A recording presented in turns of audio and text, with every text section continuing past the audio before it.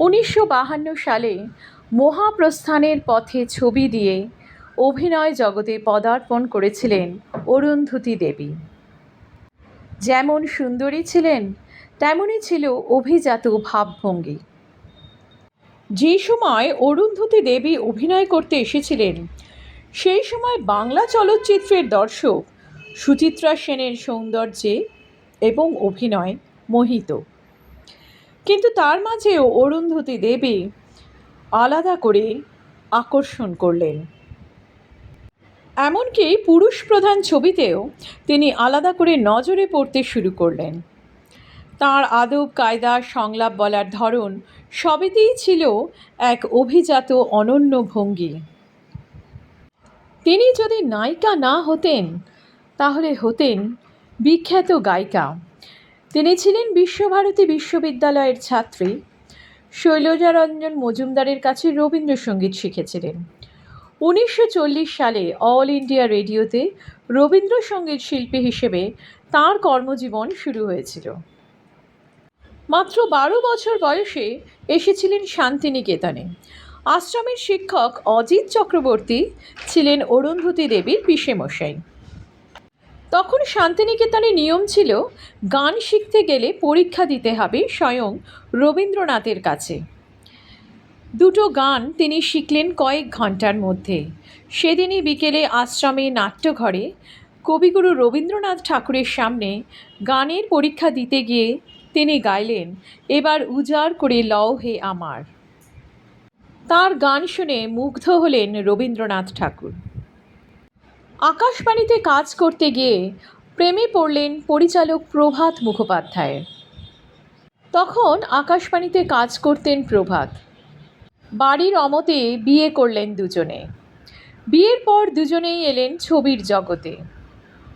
1952 সালে তাঁর প্রথম ছবি কার্তিক চট্টোপাধ্যায়ের মহাপ্রস্থানের পথে, যা হিন্দিতে যাত্রিক নামে জনপ্রিয়। ছবির পরিচালক কার্তিক চট্টোপাধ্যায় ঠিক করেছিলেন ছবিতে নবাগত নায়ক নায়িকা দিয়ে ছবি করবেন। অনেক খোঁজাখুঁজির পর এক নতুন জুটিকে পাওয়া গেল। অভিনয় করলেন বসন্ত চৌধুরী এবং অরুন্ধতী দেবী। প্রথম ছবিতেই পেলেন সাফল্য। আর বাংলা চলচ্চিত্র জগৎ পেল এক নতুন এবং অনন্য সাধারণ অভিনেত্রীকে, যার মধ্যে রূপের সঙ্গে আভিজাত্যের এক অপূর্ব মেলবন্ধন ঘটেছিল। দর্শককে মুগ্ধ করলেন তার অপূর্ব অভিনয়ের মাধ্যমে। ক্ষুদিত পাষাণ, চলাচল, পঞ্চতপা, মানময়ী গার্লস স্কুল, কালামাটি, হারমোনিয়াম, শশীবাবুর সংসার, ন্যায়দণ্ড, ছেলেকার, জন্মান্তর, টাকা আনা পাই, বিচারক ইত্যাদি ছবিতে অসাধারণ অভিনয় করে দর্শকের মনে চিরস্মরণীয়া হয়ে রইলেন। ভগিনী নিবেদিতায় সিস্টার নিবেদিতার চরিত্র অনায়াসভাবে ফুটিয়ে তুলেছিলেন অরুন্ধতী দেবী। শুধুমাত্র অভিনয়ের মধ্যে নিজেকে সীমাবদ্ধ রাখেননি, পরিচালনায় এলেন। প্রযোজনা আগেই করেছিলেন। বিচারক ছবিটি অরুন্ধতী দেবীর প্রযোজনায় হয়েছিল। এরপর এলেন পরিচালনায়। কথা সাহিত্যিক বিমল করের খড়কুটো উপন্যাস অবলম্বনে 1967 সালে তিনি নির্মাণ করলেন বিয়োগান্তক রোম্যান্টিক ছবি ছুটি। এই ছবির জন্য তিনি নির্বাচন করেছিলেন সম্পূর্ণ এক নতুন জুটি, মৃণাল মুখোপাধ্যায় এবং নন্দিনী মালিয়া। দুজনের অভিনয় মুগ্ধ হয়েছিল দর্শক। ছবিটি রাষ্ট্রপতি পুরস্কার পেয়েছিল। সেরা পরিচালকের পুরস্কারও জিতে নিয়েছিলেন অরুন্ধতী দেবী। পরের ছবিটি করেছিলেন মেঘ ও রৌদ্র। এই ছবির সঙ্গীত পরিচালনা তিনি নিজেই করেছিলেন। এরপর তিনি তৈরি করলেন পদী পিসির বর্মী বাক্স। এই ছবিতে অসাধারণ অভিনয় করলেন ছায়া দেবী। রূপলী পর্দার বুকে সাফল্য অর্জন করলেও অরুন্ধতী দেবীর ব্যক্তিগত জীবন তখন সুখকর ছিল না। প্রভাত মুখোপাধ্যায়ের সাথে প্রেম করে বিয়ে করলেও দাম্পত্য জীবনে তিনি সুখী হননি। সন্দেহের বিষে জর্জরিত হতেন তিনি। তখন তার মেয়ে অনুরাধা বেশ বড়। একবার এক আলোকচিত্রী তাঁদের বাড়িতে অরুন্ধতী দেবীর ছবি তুলতে এলে প্রভাত মুখোপাধ্যায় বলেন, তোকে বিশ্বাস করি তুই বেডরুমে গিয়ে আমার সুন্দরী স্ত্রীর ছবি তুলতে পারিস। কথায় যদিও সেই আলোকচিত্রীর প্রতি বিশ্বাস ছিল, কিন্তু মনের গভীরে ছিল অবিশ্বাস অথবা সন্দেহ। মেয়ে অনুরাধা ঘোষের এক সাক্ষাৎকার থেকে জানা যায়, বিদেশে অনেক অনুষ্ঠানে তার মায়ের অর্থাৎ অরুন্ধতী দেবীর আমন্ত্রণ আসত। Ronald Reagan, Susan Hayworth, Greta Garbo গুণীজনের সঙ্গে মায়ের দেখা হয়েছে। সেবার বার্লিন ফিল্ম ফেস্টিভ্যালে তপন সিংহ ও অন্যান্যদের সঙ্গে মায়েরও আমন্ত্রণ এলো। তখন মা দ্বিতীয়বার অন্তঃসত্ত্বা, কিন্তু বাবা বাধা দিলেন মাকে। মা ছিলেন দৃঢ় প্রতিজ্ঞ। বাবা রাগ করে বললেন, মায়ের গর্ভজাত সন্তান তাঁর নয়, যা ছিল সম্পূর্ণ এক মিথ্যা কথা। বার্লিন চলচ্চিত্র উৎসবে গিয়ে অরুন্ধতী দেবীর সাথে দেখা হলো, কথা হলো পরিচালক তপন সিংহের।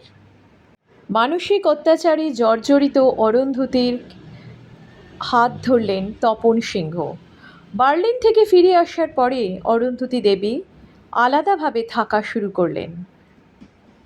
অনুরাধা ঘোষ জানিয়েছেন যে তাদের বাবা অর্থাৎ প্রভাত মুখোপাধ্যায় কখনো তাদের কাস্টাডিও নিতে চাননি। তপন সিংহ তাদের স্নেহ ভালোবাসা দিয়ে ভরিয়ে দিয়েছিলেন। তার ভাইকে তার পদবি এবং পরিচিতি দিয়েছিলেন। পরিচালক তপন সিংহ ছিলেন অগোছালো মানুষ।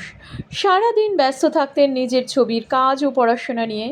তার জামা কাপড় বইপত্র থেকে শুরু করে সংসারকেও যত্ন করে গুছিয়ে রেখেছিলেন অরুন্ধতী দেবী।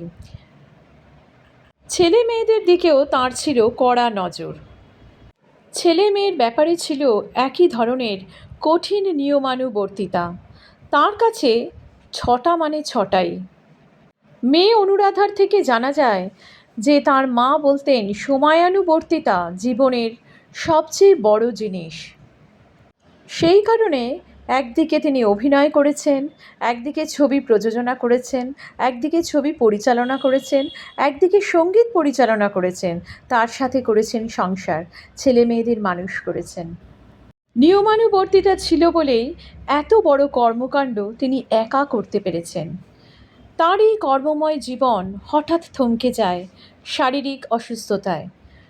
সেরিব্রাল অ্যাটাক হলেও শরীরের একটা দিক প্যারালাইজড হয়ে যায়। কিন্তু বসে থাকা তাঁর ধর্ম ছিল না। তিনি সেই শরীর একটু ঠিকঠাক হতেই আবার ফিরে এলেন কর্মজগতে। পৌঁছে যেতেন শুটিং ফ্লোরে। স্বামী তপন সিংহের পরিচালনার কাজে সহায়তা করতেন। শেষের দিকে প্রতিবন্ধী শিশুদের নিয়েও কাজ করেছেন। এই মানুষটি যেদিন চিরকালের জন্য চলে গেলেন, সেদিন শেষ মুহূর্তে তার পাশে কেউ ছিল না।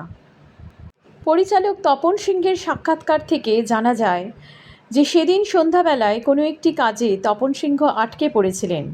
প্রতিদিন বিকেলবেলা 5:30 নাগাদ তিনি বাড়ি ফিরতেন। সেদিন দেরি হয়েছিল 10 মিনিট। আর সেই 10 মিনিটেই সব শেষ। তিনি বাড়ি ফেরার 10 মিনিট আগেই অরুন্ধতী দেবী পরলোক গমন করেছিলেন। শেষ মুহূর্তে তিনি কাউকে কোনো খবর দিতে পারেননি, কারণ 2 সপ্তাহ হলো তার বাড়ির ফোন কাজ করছিল না। কখনো একরকম চরিত্রে নিজেকে আটকে রাখেননি, কখনো ঝিন্দের বন্দির রাজকন্যা, তো কখনো যৌতুকগৃহের সাধারণ এক ঘরণী, অথবা কখনো হাসির দৃশ্যে তিনি সমানভাবে সাবলীল। কালামাটি ছবিতে কর্মক্ষেত্র ও ব্যক্তি জীবনের টানাপোড়েনে ক্ষতবিক্ষত একটি চরিত্রকে জীবন্ত করে তুলেছিলেন অরুন্ধতী। বিচারক ছবিতে স্বামীর প্রতি তাঁর দুর্বলতা, যা ঠিক প্রকাশও করা যায় না, তা সুন্দরভাবে ফুটিয়ে তুলেছিলেন পিয়ানো বাজানোর দৃশ্যে। গায়িকা, নায়িকা, পরিচালিকা, গীতিকার, সুরকার, প্রযোজক, এত গুণের সমন্বয় এক নারী নীরবে নিঃশব্দে প্রস্থান করলেও দর্শকের মনে চিরকাল অমর হয়ে থাকবেন অরুন্ধতী দেবী।